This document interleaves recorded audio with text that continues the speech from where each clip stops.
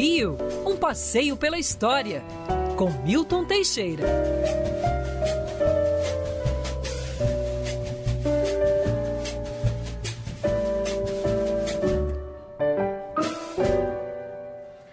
Professor Milton Teixeira, a gente pega você de surpresa, mas porque a gente sabe que você sempre vai ter todas as respostas na cabeça. Então não estava combinado do professor falar, por exemplo, hoje do dia do choro, do chorinho de Pixinguinha.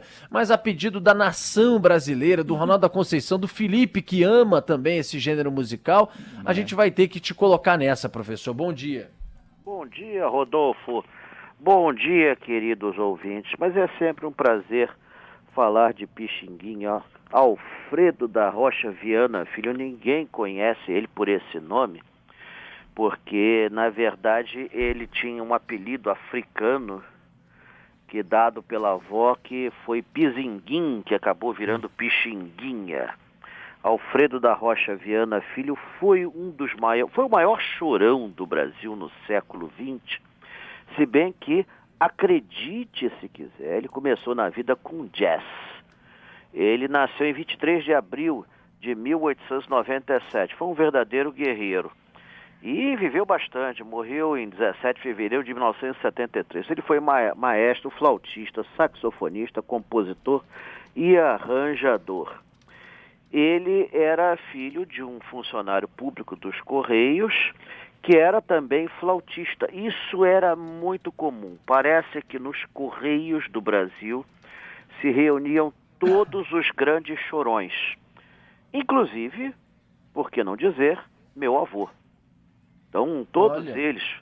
Não sei por que existia. Até alguém está precisando fazer uma tese de pós-graduação sobre isso.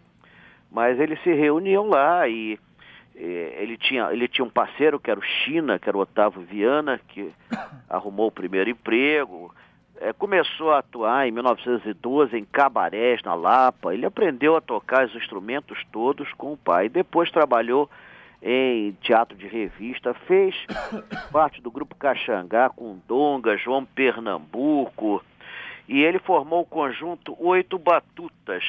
Esse conjunto foi mandado pela família Guinle para tocar na Europa. Foi um sucesso assim incrível.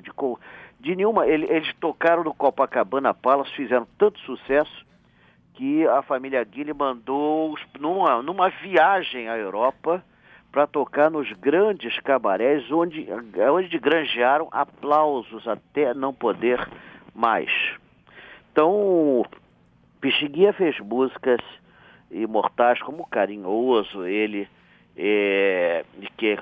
Lamentos em 1928. Carinhoso é um dos mais antigos, foi feito entre 1916 e 17. Rosa, Vou Vivendo, 1-0, Naquele Tempo, Sofres Porque Queres. O choro é um ritmo tipicamente brasileiro, surgiu na primeira metade do século XIX, e o primeiro grupo de choro que surgiu foi do músico José Antônio da Silva Calado. Era chamado Choro do Calado. E tinha uma pianeira nesse choro, uma tal de Chiquinha Gonzaga, Francisca Hedwigs Neves Gonzaga. E ela compôs assim, as primeiras músicas, e foi composta para ela também músicas em homenagem a ela, porque ela era muito querida. Foi a primeira maestrina do Brasil. O choro era uma música de salão, na época em que não existiam aparelhos de som, que não existiam esses modernos DJs. Quando se fazia uma festa, quando se fazia uma recepção, você contratava um grupo de choro. E eles, além de receberem um saláriozinho, ainda no final ficavam com o final da festa. Isso eu digo com conhecimento de causa, porque meu avô foi chorão e era assim que eles trabalhavam. Todos trabalhavam assim, esses grupos de choro, era assim. Raros conseguiram o sucesso nacional. Pixinguinha foi um deles.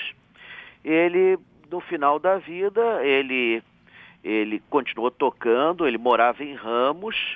E interessante que ele morreu numa igreja, já morreu direto. Morreu na igreja de Nossa Senhora da Paz, em Ipanema, quando ia participar de uma cerimônia de batismo.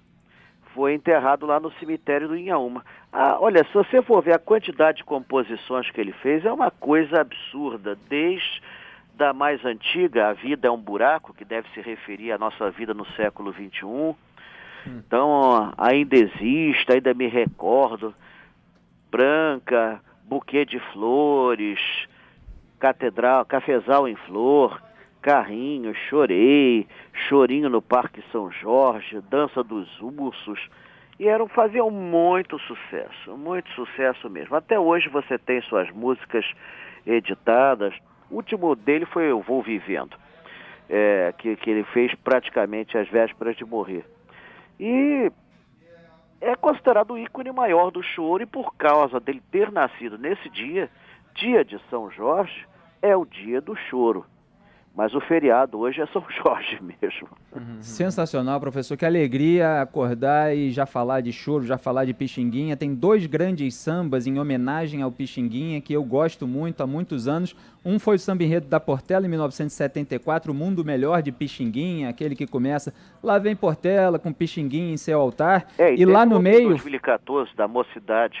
Pois é, e lá no meio daquele samba da Portela, se fala Piscindim, Piscindim, Piscindim, era assim que a vovó Pixinguinha chamava, que falava do apelido que o senhor citou aí nas suas menções. Olha aí, ó. Francine soltou o som. Que beleza.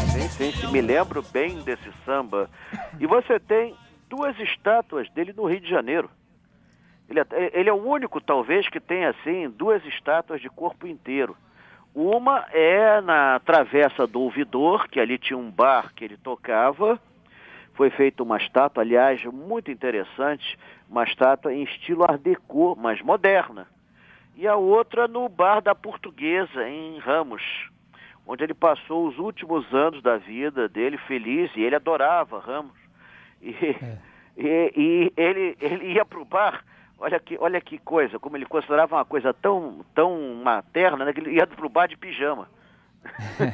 2 lugares que não por acaso se tornaram redutos do samba. Na Ouvidor tem o Samba da Ouvidor, eu mando meu abraço pessoal lá do samba, e em Ramos é o lugar da quadra do Cacique de Ramos, do qual eu estava falando aqui outro dia, onde foi fundado o Bloco Carnavalesco, que deu origem ao Fundo de Quintal, e depois vieram ali Zeca Pagodinho, Luiz Carlos da Vila, na esteira. Eu falei de 2 sambas, um foi esse da Portela, e tem também o samba Som de Prata, que foi feito pelo Moacir Luz e pelo Paulo César Pinheiro, grande letrista, aliás, autor de grandes sambas, e é aquele que fala que saudade que dá, do velho Pixinguinha, o pessoal conhece. Tem uma homenagem ao samba em São Paulo, da Unidos da Mooca. Que beleza em também. 2014. Maravilha. Não, ele é uma figura, é uma referência nacional.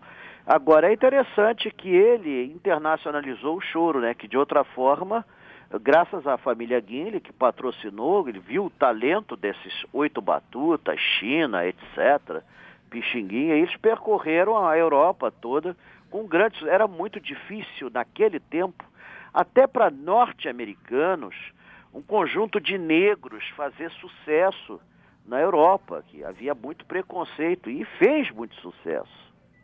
Então, e aqui no Brasil também não era comum você ter conjunto de negros em ambientes palacianos, como é o caso do Copacabana Palace. Então a família Guinle foi pioneira nesse campo.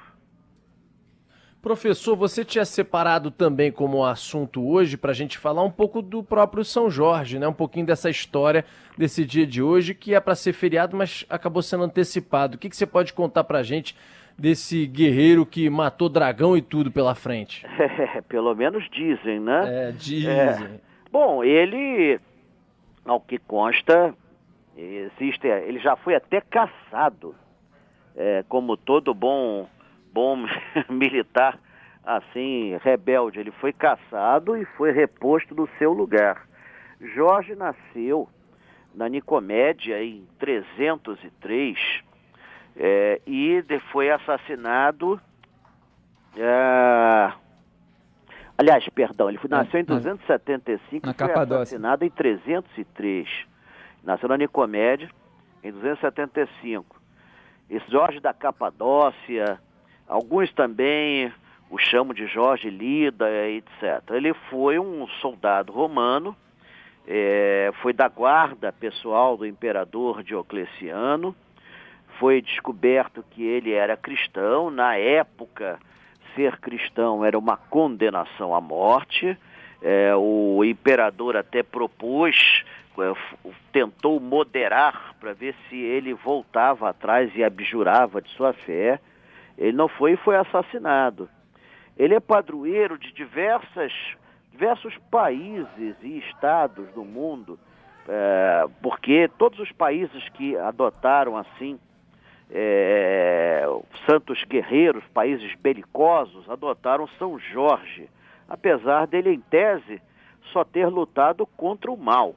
Mas, por exemplo, Inglaterra, Portugal, onde é um vice-padroeiro, na Geórgia, Lituânia, Sérvia, Montenegro, Etiópia, e também é padroeiro da cidade de Londres, Barcelona, Gênova, Régio da Calábria, Ferrara, Friburgo, lá na Alemanha, Moscou e, claro, Rio de Janeiro, né? Ele é vice-padroeiro aqui do Rio, já foi declarado também padroeiro.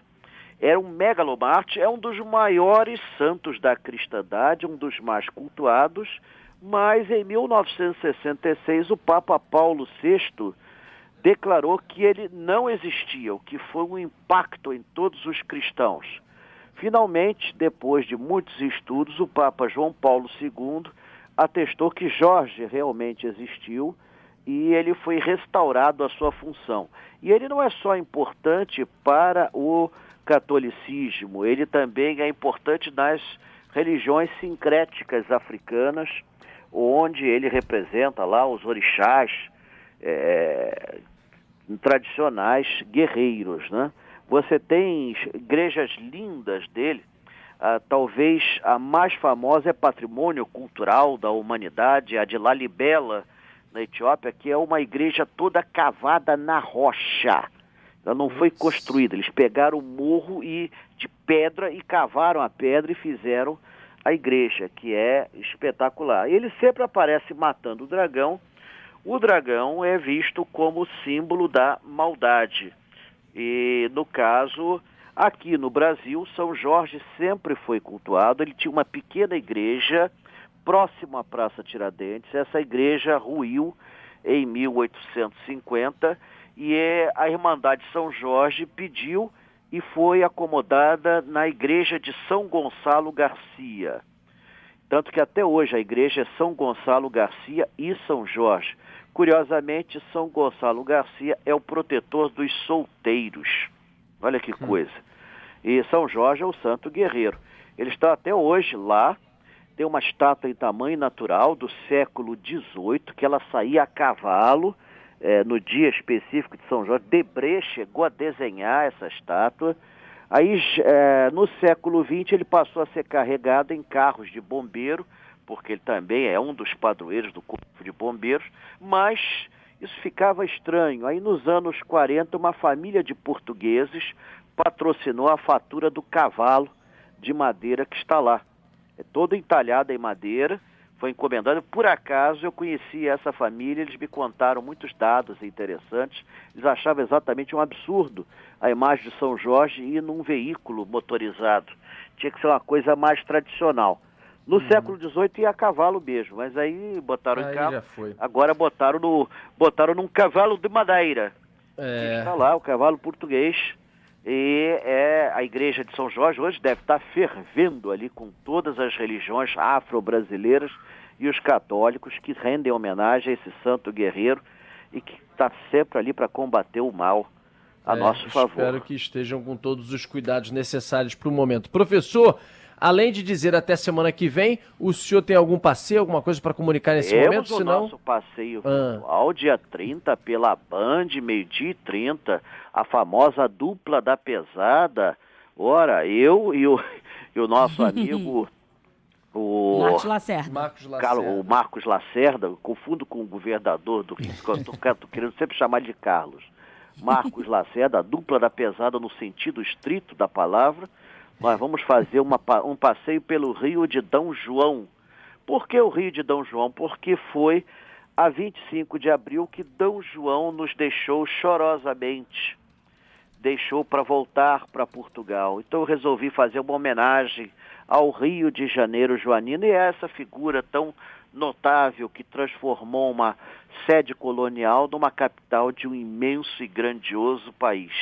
Tem homenagem a este português que foi mais brasileiro do que muitos brasileiros. Nós vamos ver um pouco do Rio de Janeiro de Dom João.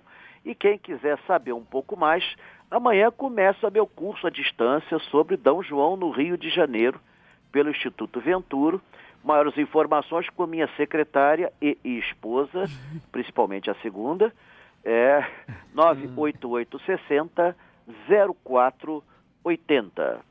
Repetindo, 98860-0480. Amanhã começa meu curso à distância sobre o legado de Dom João no Rio de Janeiro. Boa, isso aí, professor, os ouvintes adoram, a Silvia Turquete, o Ronaldo da Conceição, Celso Paz e tantos aqui na nossa live comemorando aqui suas informações, a Regina Maura e tantos outros aqui, ó. Sirlene Vasconcelos, Milton Teixeira, sempre maravilhoso, e é verdade. Um abraço, professor, até sexta-feira que vem.